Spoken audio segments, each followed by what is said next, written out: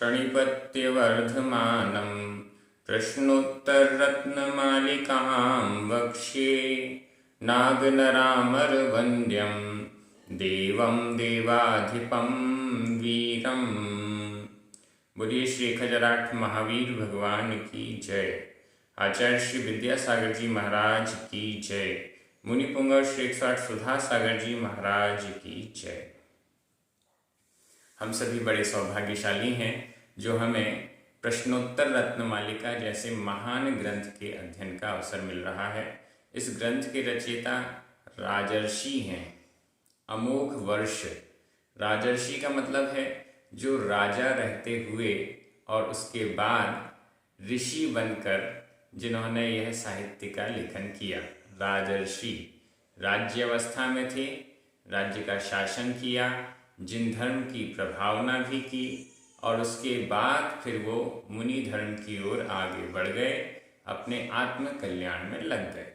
इस दृष्टि से उनको राजर्षि यह उपाधि प्राप्त हुई। यहाँ पर हम प्रतिदिन देख रहे हैं कि बहुत अच्छी प्रश्नोत्तर शैली में अच्छे अच्छे सुभाषित हमको प्राप्त हो रहे हैं। आज हम 2 श्लोकों का अध्ययन करेंगे, क्रमशः श्लोक क्रमांक 18 और 19। दोनों श्लोकों में बहुत अच्छे और चिंतन योग्य प्रश्न और फिर उत्तर दिए गए हैं। जैसे प्रयत्न कहाँ करना चाहिए, अनादर किसका करना चाहिए इत्यादि बहुत अच्छे अच्छे प्रश्न हैं। चलिए प्रारंभ करते हैं। श्लोक क्रमांक 18। उच्चारण। कुत्र कुत्र विधेयो विधेयो यत्नो यत्नो विद्याभ्यासे विद्याभ्यासे सदौषधे सदौषधे दाने दाने अवधीरणा अवधीरणा क्व क्व आधा का व क्व कार्या कार्या खल पर्योषित आधता पर्योषित परधनेषु परधनेषु खल पर्योषित परधनेषु कुत्र विधेयो यत्नो कुत्र विधेयो यत्नो विद्याभ्यासे सदौषधे दाने विद्याभ्यासे सदौषधे दाने अवधीरणा क्व कार्या अवधीरणा क्व कार्या खल पर्योषित परधनेषु खल पर्योषित परधनेषु। बड़ा अच्छा श्लोक है। कुत्र विधेयो यत्नो, यहाँ 2 प्रश्न हैं। पहला, कुत्र विधेयो यत्नो, कहाँ पर यत्न विधेय है, करने योग्य है। प्रयत्न कहाँ करना चाहिए, किस कार्य के लिए प्रयत्न करना चाहिए। और दूसरा प्रश्न है अवधीरणा क्व कार्या। अवधीरणा, अवधीरणा का अर्थ है तिरस्कार या अनादर, क्व कहाँ पर कार्य करना चाहिए। ये दोनों अच्छे प्रश्न हैं। किसका तो हमें प्रयत्न करना चाहिए, किसके लिए प्रयास करना चाहिए, और किसके लिए अनादर तिरस्कार करना चाहिए, बिल्कुल भी प्रयास नहीं करना चाहिए। बड़े अच्छे प्रश्न हैं और फॉलो करने योग्य भी हैं। कुत्र कहाँ पर, विधेयो यहाँ विसर्ग का ओ हो गया है, विधेयः करने योग्य, विधेय है करने योग्य है, किया जाना चाहिए। क्या किया जाना चाहिए, यत्नो यत्नः, यहाँ भी विसर्ग का ओ हो गया, यत्नः यत्न प्रयत्न प्रयास पुरुषार्थ। पुरुषार्थ कहाँ पर किया जाना चाहिए, प्रयत्न कहाँ पर किया जाना चाहिए, हम किस ओर पुरुषार्थ को आगे बढ़ाएं। बहुत अच्छा उत्तर है। आपके मन में बहुत सारे ऐसे विचार आ रहे होंगे कि हम इस ओर अपना पुरुषार्थ बढ़ा सकते हैं, जो हमारी रुचि है उस रुचि के अनुसार बढ़ा सकते हैं। यहाँ पर क्या लिखा हुआ है? विद्याभ्यासे सदौषधे दाने। बहुत अच्छा, एक क्राइटेरिया फिक्स कर दिया कि इन स्थानों पर तो हमें प्रयत्न करना ही करना है। सबसे पहला विद्याभ्यासे, संधि विच्छेद, विद्या अभ्यासे, विद्या में बड़ा आ, अभ्यासे का छोटा आ, दोनों मिलकर बड़ा आ हो गया। विद्या अभ्यासे, विद्या के अभ्यास में, विद्या के अभ्यास में हमेशा प्रयत्न करना चाहिए, प्रयास करना चाहिए। जितना अधिक हम अभ्यास करेंगे उतना अधिक हमारी वह विद्या और अच्छी विकसित होती जाएगी, वृद्धि को प्राप्त होएगी। और हमने जहाँ पर अभ्यास करना छोड़ दिया, प्रैक्टिस करना छोड़ दिया, तो वह विद्या धीरे धीरे धीरे नष्ट होना प्रारंभ हो जाएगी। तो सबसे पहला प्रयत्न हमको करना है, जितनी भी प्रकार की विद्याएं हैं, जितनी भी प्रकार की विद्याएं हैं, यहाँ मात्र शास्त्र स्वाध्याय की बात नहीं है, यहाँ तो हर प्रकार की विद्या की बात है। अगर हम किसी भी विद्या में अपने आप को निपुण बनाना चाहते हैं तो उस विद्या का अभ्यास निरंतर करते रहना चाहिए। तो यहाँ पर सबसे पहला विद्याभ्यासे, विद्या के अभ्यास में प्रयत्न करना चाहिए, चाहे वह कैसी भी विद्या हो। हजारों प्रकार की विद्याएं आजकल चल रही हैं, उन सब के प्रति या जिसमें हमारी रुचि है उस विद्या के प्रति हमें अभ्यास करना चाहिए, प्रैक्टिस करते रहना चाहिए। यह हमारा पुरुषार्थ हो सकता है। और क्या? सदौषधे दाने, इसको हम सत औषधि, सदौषधे, इसका संधि विच्छेद भी कर लें। सत आधा ता, औषधे, औ आधा ता और औ मिलकर ता के स्थान पर दा हो गया और औ की मात्रा लग गई, सदौषधे। सत सम्यक औषधे, औषधि के दाने, दान में, यह अर्थ भी लगाया जा सकता है। दूसरा इस प्रकार से भी कर सकते हैं, सदौषधे, सत औषधि में और दान में सदा प्रयत्न करना चाहिए। दोनों तरीके से इसका अर्थ कर सकते हैं। सत औषधि, अच्छी औषधि, सम्यक औषधि के लिए प्रयास पुरुषार्थ करना चाहिए और दाने, दान के प्रति हमें प्रयत्न पुरुषार्थ करना चाहिए। सदौषधि के दान में पुरुषार्थ करना चाहिए, सदौषधि के और दान के लिए पुरुषार्थ करना चाहिए। दोनों प्रकार से अर्थ निकाला जा सकता है। सम्यक औषधि, ये भी एक बहुत महत्वपूर्ण विषय है। औषधि से प्राणों की रक्षा होती है, प्राणियों की रक्षा होती है, जीवों का हित होता है। अगर औषधि के द्वारा हम रोग को दूर कर देते हैं तो जो रोगी व्यक्ति है वो अपना धर्म ध्यान कर पाएगा सही तरीके से, अपने कल्याण मार्ग में लग पाएगा सही तरीके से। आज की इस व्यवस्थाओं में औषधि बहुत ज़्यादा गलत तरीके से बनाने लग गए हैं लोग। औषधि मांसाहारी पदार्थों को मिलाकर भी बनाई जा रही है और भी न जाने कितने प्रकार से शुद्ध अशुद्ध भक्ष्य अभक्ष्य का ध्यान न रखते हुए मात्र औषधि पने को ध्यान में रखते हुए किया जा रहा है, जो बेहद गलत है। होना कहाँ चाहिए पुरुषार्थ? सत औषधि में, मात्र औषधि में नहीं, सत औषधि, सम्यक औषधि में। जो हमारा आयुर्वेदिक व्यवस्थाएं थी, जो हमारी प्राचीन चिकित्सा व्यवस्था थी, उस औषधि निर्माण में ऐसी औषधि का निर्माण जो सभी के लिए भक्ष्य हो, मुनिराजों के भी लिए वह सेवन करने योग्य हो, ऐसी सत औषधि के लिए हमें प्रयत्न प्रयास करना चाहिए। और फिर दान के प्रति, दान तो कितने प्रकार का होता है, अलग अलग प्रकार, अलग अलग क्षेत्रों में दान की व्यवस्था होती है। तो उस दान के प्रति भी हमें पुरुषार्थ करना चाहिए। जहाँ जैसी व्यवस्था है, जहाँ जैसी आवश्यकता है, उसके अनुसार हमें दान में भी प्रयत्न करते रहना चाहिए। दान तो इन्वेस्टमेंट है। इन्वेस्टमेंट के लिए व्यक्ति क्या करता है, खोजता रहता है कि हम कहाँ पर इन्वेस्ट करें, कहाँ पर हम अपने पैसे को इन्वेस्ट करेंगे तो उसमें ग्रोथ होगी।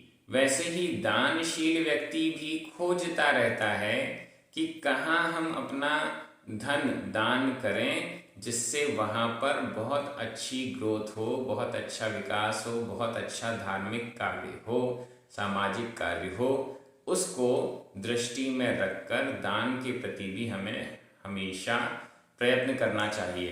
तो यहाँ पर कुत्र, कहाँ पर, किस किस क्षेत्र पर हमें यत्नः प्रयत्न विधेयः करना चाहिए, तो 3 क्षेत्र बता दिए गए।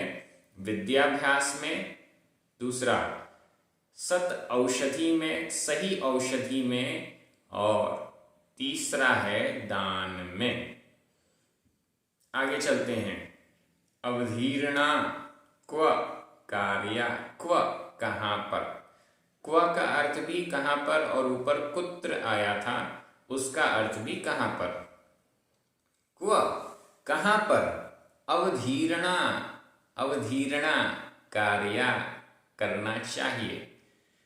अवधीर्णा, अवधीर्णा का अर्थ है तिरस्कार, अवधीर्णा का अर्थ है अनादर, अवधीर्णा का अर्थ है बिल्कुल भी उनके प्रति आदर भाव ना होना, उनके प्रति आत्मीयता ना होना। आदर भाव नहीं होना मतलब प्रेम भाव नहीं होना, उनसे दूरी बनाकर रखना। जैसे एक शब्द पहले भी आया था, विष क्या है, आपको याद आ रहा होगा। विष, विष क्या है, वहां कहा गया था अवधीर्णा गुरुवः, अवधीरिता गुरुवः, अवधीरित गुरु, तिरस्कृत किए हुए गुरु ही विष का काम करते हैं। गुरुओं का अनादर, तिरस्कार यदि कर दिया तो यह विष का काम करेगा, सर्वनाश करेगा। अब पूछ रहे हैं कि किसका तिरस्कार, किसका अनादर करें, किसके प्रति बिल्कुल भी लगाव ना रखें। ये बहुत अच्छा शब्द है। अनादर करने का ये मतलब नहीं है कि हम उसको जाकर गालियां देने लग जाएं। किसके प्रति लगाव ना रखें, किसके प्रति लगाव नहीं रखें, उत्तर देखिएगा, बहुत अच्छा उत्तर। यहाँ भी 3 उत्तर दिए गए हैं, 3 ऑप्शन दिए गए हैं। इनके प्रति हमें कभी भी लगाव नहीं रखना चाहिए, थोड़ा सा भी लगाव नहीं होना चाहिए। कौन कौन से हैं? खल, परयोषित, परधनेषु। खल, खल पहला, दूसरा है परयोषित, परयोषित, और तीसरा है परधन। खल कौन है? खल का मतलब है दुष्ट जन, सज्जन के विपरीत दुष्ट जनों को खल कहते हैं। दुष्टों से हमेशा दूरी बनाकर रखनी चाहिए, सज्जनों के हमेशा निकट रहना चाहिए, सज्जनों की संगति करना चाहिए, और दुर्जनों की से दूर रहने के लिए कहा गया है, दुष्ट जनों से दूर रहने के लिए। अगर दुष्ट व्यक्ति हमारा मित्र भी है तो पता नहीं चलेगा कब वह अपनी दुष्टता दिखाकर हमारा नुकसान कर दे।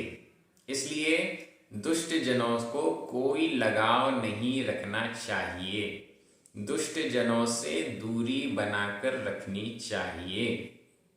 खल सबसे 1 नंबर पर, मतलब दुष्ट व्यक्तियों से कोई आदर भाव नहीं, कोई आत्मीयता नहीं, कोई लगाव नहीं होना चाहिए। सबसे पहली बात। अब इसी को आगे बढ़ा रहे हैं, दूसरी, पर योषित। योषित, योषित का अर्थ होता है स्त्री, महिला। पर स्त्री से कोई भी लगाव नहीं होना चाहिए। पर स्त्री से, दूसरे की जो हमारी नहीं है, पर स्त्री है, ना तो वो हमारी पत्नी है, ना ही हमारी वो माता, बहन या पुत्री है, कोई रिलेशन जिससे नहीं है, वह पर स्त्री हुई। ऐसी पर स्त्री के प्रति कोई लगाव नहीं होना चाहिए। हमारे अंदर उनके प्रति कोई भी आत्मीयता नहीं होनी चाहिए। मात्र एक मानव की दृष्टि से, मानवीयता की दृष्टि से जो सभी के प्रति करुणा भाव होता है, मैत्री भाव होता है, वो एक अलग बात है। लेकिन पर स्त्री है, उसके प्रति कोई लगाव नहीं हो, वो हमें आकर्षित कर रही है या कैसा भी है, उसके प्रति हमें लगाव हो रहा है, ऐसा कोई भी भाव नहीं होना चाहिए। दुष्ट के समान ही आचरण पर स्त्री के साथ होना चाहिए। इसका तात्पर्य क्या है? यहाँ ये नहीं कह रहे हैं कि स्त्रियों से हमें द्वेष करना है, स्त्रियों के प्रति गलत भाव करना है, ऐसा नहीं, बल्कि उनसे दूर रहना है। क्यों दूर रहना है? क्योंकि वो पर स्त्री है। अभी तो हमारे साथ लगाव, आत्मीयता दिखा सकती है, लेकिन बाद में इसका बुरा परिणाम हमको मिलेगा। तो इस दृष्टि से जैसे हम दुष्टों से दूरी बनाकर रखते हैं, वैसे ही पर स्त्री से भी दूरी बनाकर रखना है, आत्मीयता नहीं रखना है। आत्मीयता के लिए हमारे पास बहुत सारे हमारे रिश्ते हैं, जिनके प्रति हमें आत्मीयता बनानी चाहिए, निकटता रखनी चाहिए। लेकिन जो पर स्त्री है, उससे हमें सामान्य व्यवहार करना चाहिए, उनके प्रति लगाव या आत्मीयता का भाव नहीं लाना चाहिए। अवधीर्णा शब्द का प्रयोग है। अवधीर्णा का अर्थ तिरस्कार है। तिरस्कार का अर्थ है कि उनको लिफ्ट नहीं देनी, उनको देखकर मुस्कुराना नहीं, उनको देखकर कि हाँ हम आपकी बहुत हेल्प करेंगे, ऐसा कोई भी भाव उनके प्रति नहीं होना चाहिए। दुष्टों की हम हेल्प करेंगे, ऐसा किसी भी शास्त्र में नहीं कहा, किसी भी ग्रंथ में नहीं कहा कि दुष्टों की सहायता की जाए। सभी जीवों की सहायता की जाए ये तो कहा है, लेकिन वहां पर वह जीव सामान्य जीव होना चाहिए, दुष्ट नहीं होना चाहिए। तो ये सब बातें हमें सोचनी पड़ेंगी। आजकल जो पढ़ाई होती है, उस पढ़ाई में ये सब बातें बहुत कम मात्रा में आती हैं, 1% भी नहीं आती हैं। तो हमारे जीवन निर्माण में, जीवन के विकास में फिर वे चीज़ें कम रह जाती हैं। तो हम अपने बच्चों को, युवाओं को भी इस ग्रंथ के अध्ययन की प्रेरणा दे सकते हैं। तीसरे नंबर पर है परधन, दूसरे का धन, दूसरे का वैभव। दूसरे के वैभव को देखकर हमें लालच, लोभ नहीं करना चाहिए, उसके प्रति आत्मीयता नहीं होनी चाहिए, उसके प्रति भी अनादर का भाव होना चाहिए। अगर हम दूसरे की धन संपत्ति को देखकर आत्मीयता रखते हैं, उस पर की संपत्ति को देखकर हमारे मन में लगता है लगाव जैसा आ जाता है, तो निश्चित रूप से हम उस पर धन के हरण की इच्छा करने लग जाएंगे। उससे बचना चाहिए। दूसरे का धन, दूसरे की संपत्ति, दूसरे का जो वैभव है, वो हमारा नहीं है, उससे हमें कोई भी लगाव ना हो, ऐसा हमें प्रयास करना चाहिए। वो भी दुष्ट के समान है। यहाँ खल शब्द सबसे आगे दे दिया गया है, मतलब पर स्त्री भी दुष्ट के समान है और पर धन भी दुष्ट के समान है। और दुष्टों को दुष्ट कहा नहीं जाता, दुष्टों से सिर्फ दूर रहा जाता है। तो ऐसा ही हमें करना पड़ेगा। अवधीर्णा कहाँ करें, तिरस्कार कहाँ करें, लगाव किसके प्रति न रखें, तो उसके लिए 3 यहाँ पर आए, खल यानी दुष्ट, परयोषित यानी पर स्त्री और पर धन। अब हम अगले श्लोक में चलते हैं। ये श्लोक तो बहुत अच्छे से समझ में आ गया, 2 प्रश्नों के उत्तर आपको मिल गए। अब श्लोक क्रमांक 19, उच्चारण। काहर्निश, काहर्निश, यहाँ पर ना के ऊपर रेफ है, तो काहर्निश।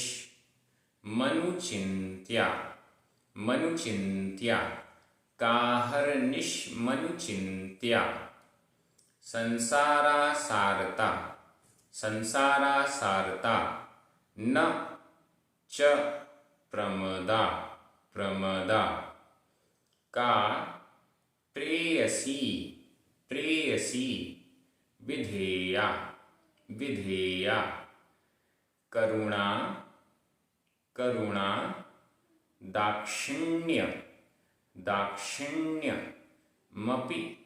दाक्षिण्यमपि मैत्री मैत्री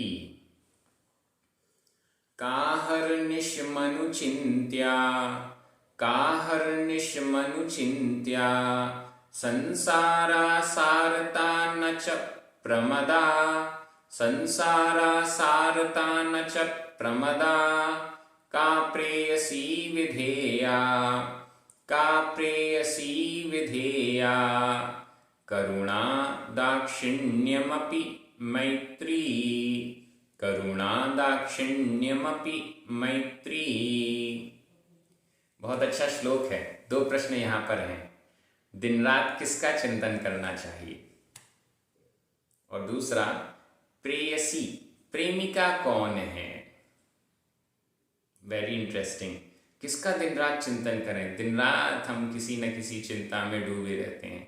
किसका चिंतन हमें दिन रात करना चाहिए, देखते हैं। काहर्निश मनुचिन्त्या, संधि विच्छेद ध्यान से देखिएगा। का में बड़ा आ। अहर्निशम अहर्निशम अहर्निश अ छोटा आ, बड़ा आ और छोटा आ मिलकर बड़ा आ हो गया। का अहर्निशम आधा मा। अनुचिंत्या अनुचिंत्या का आ, आधा मा और आ मिलकर मा पूरा हो गया। काहर्निशम का अहर्निशम अनुचिंत्या। का यानी क्या, किसका, का क्या, अनुचिंत्या अनुचिंतन के योग्य है। अनुचिंतन का मतलब है अनु बार बार, अनुप्रेक्षा बोलते हैं, बार बार चिंतन के योग्य जो है उसे अनुप्रेक्षा कहते हैं, यानी भावना। का कौन है, क्या है, अनुचिंत्या अनुचिंतन के योग्य, बार बार चिंतन के योग्य, बार बार सोच विचार का। किसका किसका बार बार सोच विचार किया जाए। सोच विचार के योग्य क्या है, बार बार सोचने योग्य क्या है, बार बार चिंतन के योग्य का यानी क्या है। और इसमें लिखा हुआ है अहर्निशम अहर्निशम। इसमें भी अहर अह यह हो गया दिन, और निशम यानी रात। अहर्निश अहर्निश का अर्थ होता है दिन रात। दिन रात किसका बार बार चिंतन करना चाहिए। दिन रात चिंतन के योग्य, दिन रात बार बार चिंतन के योग्य क्या है, ये हो गया प्रश्न। अब इसका उत्तर देखें। बड़ा अच्छा उत्तर है। हमें टेंशन बार बार होती है, हमारे पुत्र की पढ़ाई कैसे होगी, ये जो लोन है वो कैसे चुकाया जाएगा, धन संपत्ति कैसे बढ़ाऊं, शरीर रोगी हो गया है कैसे क्या करूं, बहुत सारी चिंताएं। अब यहां पर क्या कह रहे हैं, किसका बार बार चिंतन करें। संसारा सारता, संधि विच्छेद, संसार प्लस असारता। संसार रा में छोटा आ, असारता में छोटा आ, दोनों मिलकर बड़ा आ हो गया। संसार की असारता का चिंतन बार बार दिन रात हमेशा जब समय मिले तब करना चाहिए। संसार की असारता का चिंतन करना चाहिए। जब हमें कोई टेंशन हो तब भी हमें संसार की असारता सोचना चाहिए। जब हमारे साथ कोई दुर्घटना हो जाए तब भी हम संसार की असारता का चिंतन करें। जब हमें कोई उपलब्धि प्राप्त हो तब भी संसार की असारता का ही चिंतन करना चाहिए। संसार की असारता का चिंतन करने से हम अधिक दुखी नहीं होंगे, अधिक खुशी में होकर घमंडी नहीं बनेंगे। जितनी भी समस्याएं हैं वो दूर हो जाएंगी। ये संसार तो असार है, इस संसार में कोई सार नहीं है। कुछ समय के लिए ये उपलब्धि मिली है, कुछ समय के लिए ये दुख आए हैं, कष्ट आए हैं, रोग आए हैं, इसके बाद तो ये दूर हो जाएंगे, हमेशा तो रहेंगे नहीं। संसार तो इसी प्रकार का है, संसार का स्वरूप तो यही है। संसार में कोई सार तत्व की बात नहीं है, श्रेष्ठ बात नहीं है, अच्छी बात नहीं है। ऐसा चिंतन लगातार हमेशा दिन रात करते रहना चाहिए। और आगे क्या कह रहे हैं? न च प्रमदा, च और न, नहीं करना चाहिए चिंतन। किसका चिंतन नहीं करना चाहिए? प्रमदा, प्रमदा, प्रमदा का चिंतन नहीं करना चाहिए। प्रमदा कौन है? प्रमाद को देने वाली प्रमदा। प्रमदा का अर्थ भी है स्त्री, महिला। प्रमदा का चिंतन, स्त्री का चिंतन नहीं करना चाहिए। संसार की असारता का चिंतन करना चाहिए, स्त्री का चिंतन नहीं करना चाहिए। मतलब एक ही प्रश्न में दो प्रश्न बनाकर दो उत्तर दे दिए गए। किसका चिंतन दिन रात करना चाहिए बार बार? संसार की असारता का। किसका चिंतन दिन रात बार बार नहीं करना चाहिए? प्रमदा, स्त्री का चिंतन। यहाँ स्त्री तो एक उपलक्षण मात्र है। स्त्री से तात्पर्य भोग, काम भोग का बार बार चिंतन नहीं करना चाहिए। ये हमें यहाँ से प्रमदा शब्द से इसका तात्पर्य ले लेना चाहिए। मात्र स्त्री नहीं, बल्कि जितने भी पंचेंद्रिय के विषय हैं, काम भोग हैं, उन सब का भी बार बार चिंतन, उनके प्रति चिंता नहीं करनी चाहिए। बहुत अच्छा विषय है और इस पर हमें विचार अवश्य करना चाहिए। निरंतर हमारे चिंतन में संसार की असारता, 12 भावनाएं, ये आना ही चाहिए, तब हम अपना कल्याण कर पाएंगे। अगला प्रश्न, का प्रेयसी। का यानी कौन? प्रेयसी कौन है? प्रेमिका कौन है? कौन प्रेमिका है जिसके प्रति हमें आदर भाव, प्रेम सदा बनाए रखना चाहिए, आत्मीयता सदा बनाए रखनी चाहिए? वह प्रेयसी कौन है? उत्तर बड़ा अच्छा उत्तर है। का प्रेयसी विधेया, विधेया करने योग्य। प्रेमिका कौन है? प्रेमिका बनाने योग्य कौन है? उत्तर 3 ऑप्शन दिए हैं, 3 में से देख लीजिएगा जो पसंद आए। करुणा, दूसरा है दाक्षिण्यम अपि, मपि आधा म, दाक्षिण्यम आधा म, अपि का आ, तो आधा म और आ मिलकर म पूरा हो गया। दाक्षिण्यम अपि, अपि यानी भी, दाक्षिण्य भी। और तीसरा है मैत्री। ये 3 प्रेयसी हो सकती हैं। पहली है करुणा, दूसरी है दाक्षिण्यम, दाक्षिण्य, और तीसरी है मैत्री। इन 3 को सदा अपने पास प्रेम पूर्वक रखना चाहिए, प्रेमिका बना लेना चाहिए, प्रेयसी बना लेना चाहिए। करुणा, करुणा का अर्थ है दया। सभी जीवों के प्रति करुणा का भाव हो, दया का भाव हो। दूसरों के दुख को देखकर हमें दुख हो जाए, यह करुणा है। ये करुणा राग नहीं है, ये करुणा राग को नष्ट करने वाली है। दाक्षिण्य और मैत्री ये सभी राग नहीं है, बल्कि राग को दूर करने वाली है। दाक्षिण्यम, दाक्षिण्य का अर्थ यहाँ पर है शिष्टता, शिष्टता, सभ्यता, शिष्टाचार जिसे हम कहते हैं, विनय जिसे हम कहते हैं, विनम्रता भी हम कह सकते हैं। विनम्रता या शिष्टता, सभी के प्रति शिष्ट आचरण करना, सभी के प्रति विनम्र रहना, किसी से अशिष्ट आचरण, अशिष्ट व्यवहार नहीं करना। ये है दूसरी सहेली, दूसरी प्रेमिका। और तीसरी है मैत्री, मित्रता का भाव, सभी जीवों के प्रति मैत्री का भाव होना, सभी जीवों के प्रति वात्सल्य का भाव होना। ये 3 प्रेयसी बताई गई हैं। चलिए, इस श्लोक का भी, दोनों श्लोक का अर्थ हो गया। आगे ऐसे 10 श्लोक और हैं जिनका अर्थ हम देखेंगे। आप सभी बहुत अच्छे से अध्ययन कर रहे हैं, एक दूसरे को प्रश्नोत्तर रत्नमालिका ग्रंथ के अध्ययन और मनन चिंतन के लिए प्रेरित भी कर रहे हैं। ये बहुत अच्छी बात है। सभी को बहुत बहुत धन्यवाद। जिनवाणी माता की जय। सभी को जय जिनेंद्र।